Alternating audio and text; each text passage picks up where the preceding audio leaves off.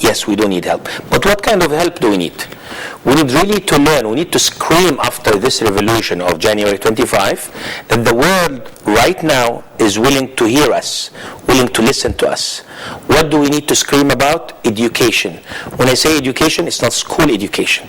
We need to learn how to build our Egypt again from scratch, from 30 years or 50 years of no production. And again, like Mr. Bush, the father, used to say, read my lips, no production. I don't care that the Egyptian citizen will go to work from 9 to 2 or to 3 and carry the watermelon and go through the bus and go back home and say, well, I did work for only 200-300 pounds a month. They didn't give me money. Now, if this individual would learn that he has to produce, he has to have a production, that this production could be sold into the international market, into the need of the 85 million Egyptian citizen, into the 300 million Arab citizen that buys every day with billions of dollars from China and Taiwan and Japan and US. Time has come that the Egyptian citizen, those 85, should learn to do two things: service and dollar sign or money sign, sell. So we have to have production through the service. We serve the people. We have proper production. So this is what we really need in order to solve all our problems in life. If we go back to learn how to really go to back our farms and produce the wheat that we need, we produce the cotton that we need to export. Very simple. Our grandparents used to do this. We were a country that produced the best cotton in the world. We are not anymore. We need the best quality and quantity in order really to have enough for the Egyptian citizen and to export what's left over. We need to have our own food. We cannot live in poor food forever, and before Ramadan, which is next month, accidentally, we don't have sugar because we use triple the amount of the sugar for months because the Egyptian individual does not eat, but he uses. So really recognize our tradition and ruffle again our paper according to our needs and according to the condition that we are in now, that we put ourselves in. No matter Mubarak was good or bad, that's not my issue today. But did we learn? Did we do our homework and then we blame someone else? Yes. We didn't really work. It doesn't matter who's our leader. Now, is Assam Sharaf or the Minister of Finance or the Mushir, any of those people can lead the 85 million without the 85 million producing? Of course not. So we cannot ask the Prime Minister or the Minister of Finance or the new President or the Parliament to have the magic stick and come overnight and say, gentlemen, tomorrow we'll have loans. When we have loans, what happens next? We have to pay these loans and interest, compound interest, and then we need more loans and more loans. Very simple. So you agree with the strategic decision? Absolutely. For a change, yes, I do agree. For a big change, I do agree. But I agree with condition.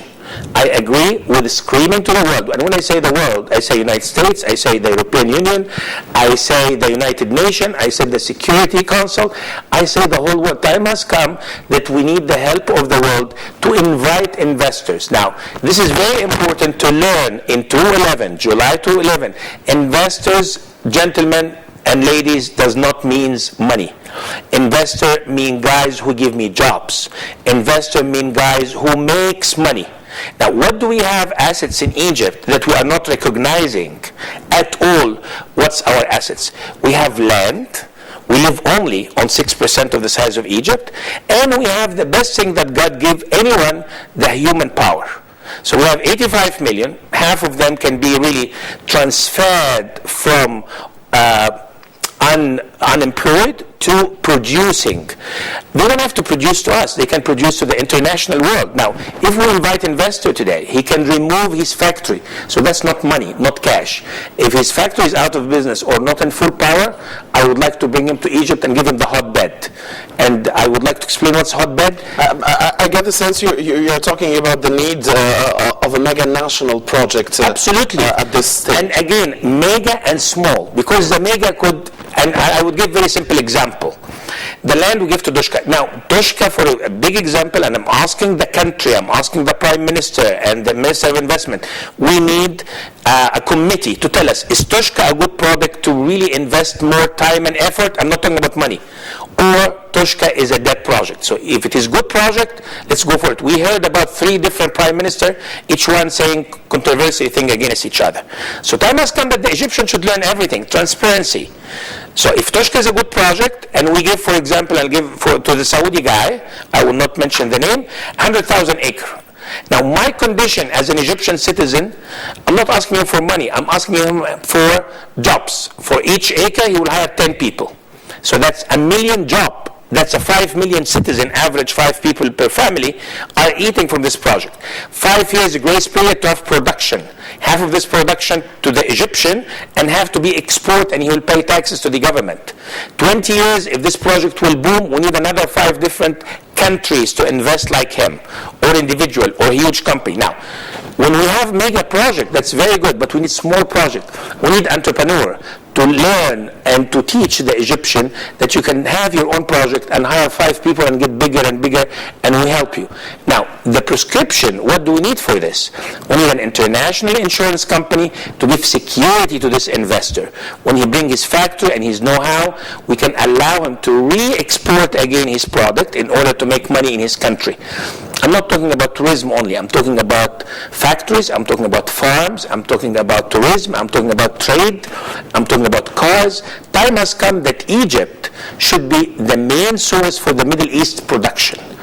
Because we have the manpower, but we have to tell them the truth that when those people come and open Egypt, they need 3 to 6 months to teach the manpower, to teach the workers. Now, when they learn, they will do better job. They will understand the concept of work. So, really, the prescription is simple.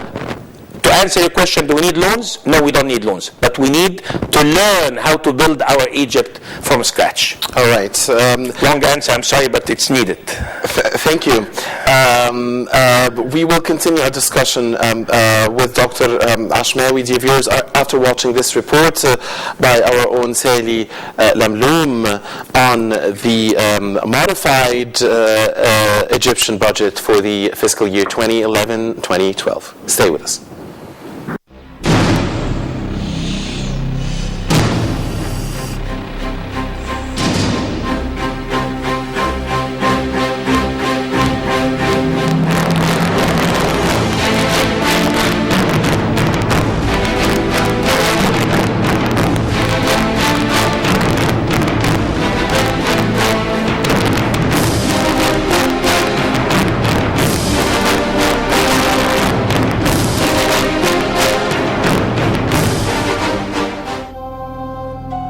Egypt has decided not to press on with plans for loans from the International Monetary Fund and the World Bank. The reversal comes less than 3 weeks after Egypt sealed a staff-level agreement with the IMF for a $3 billion standing facility aimed at helping plug a widening gap in the country's public finances. Egypt has also been discussing a $2.2 billion loan over 2 years with the World Bank. Minister of Finance Dr. Span discussions with civic and business groups and the Military Council, the budget forecast has been revised down from a deficit of 170 billion Egyptian pounds to 134 billion pounds, and loans are thus not needed at this stage. A delegation from the IMF announced on June 5th that it agreed to a $3 billion loan for Egypt. The 12-month loan was part of a broader international support package for the country after the uprising that resulted in the ouster of President Hosni Mubarak hurt revenue from tourism and industry. The IMF cut its 2011 economic growth forecast for Egypt in April to 1% from 5%. The 2011-2012 deficit in the first draft budget was forecast at 11% of gross domestic product, but was revised to 8.6% because of a national dialogue and the ruling Army Council's concerns about debt levels. Despite the budget revisions, the government said it still expected growth of 3 to 3.5% in line with previous forecasts, which some economists said could prove optimistic. Radwan said Egypt would cover the greater part of the deficit from local sources.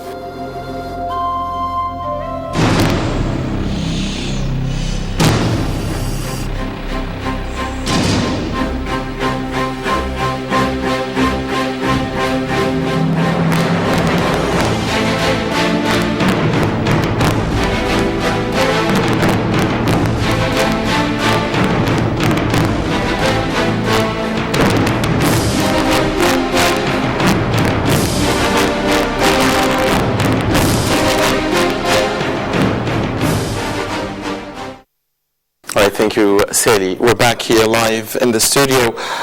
Dr. Ashmawi, the new budget incorporates, according to the finance minister, two principles. Increasing spending on social welfare and human development, as well as minimizing external borrowing. We talked about that second part. Now, how can the balance be struck? I mean, here you have a modified budget where spending is less. Yes, you have introduced a new tax, the 5% tax on the high-income individuals and institutions, in addition to the 20% fixed tax. But I mean, how can we strike the budget and the balance? In your reading of the numbers announced, can the balance be struck? Well, let's not forget that in the ex-regime, there were some leaders, I'm not saying top-notch, but plenty of people, their having salaries 1.2 million pounds a month. Yes. So this will not exist in the coming budget. So if we really think about it, $1 million or $1.5 million per month for those individuals, how many they were, if they were only 20,000 people, 20,000 is not really a big number for they were, and divide this for maybe £1,000 per person, so that means you are feeding 200,000 people extra that they are working if we pay them £1,000.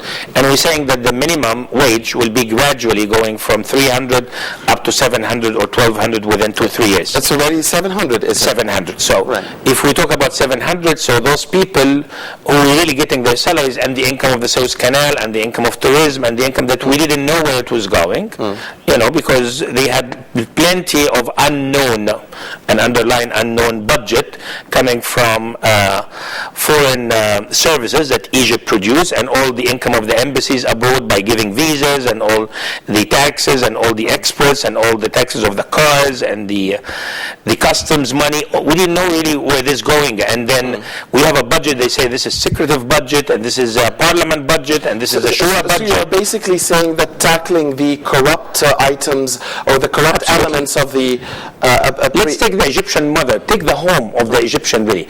If she's earning £1,000 a month, she can feed her kids 1 month, including clothing, including food, including school, including everything. So this is what the government is going to do, the sample that we're going to cut what's not needed, what was not beneficial to us. So you are not worried that less spending would hurt the social... Not at all, as long as we go parallel for production, as long as we go parallel for understanding that there is no need for waste, as long as we go and we understand that we cannot pay a newspaper chairman £2-3 million a month, right, because of the ads. It's a government newspaper. And tackling the corrupt elements or the corrupt measures that used to be there in the past times would help solve, would help make available the resources. If we get the leaders, the leaders of the government in the ministries and tell them we are not sending each of you 4 cars with 4 drivers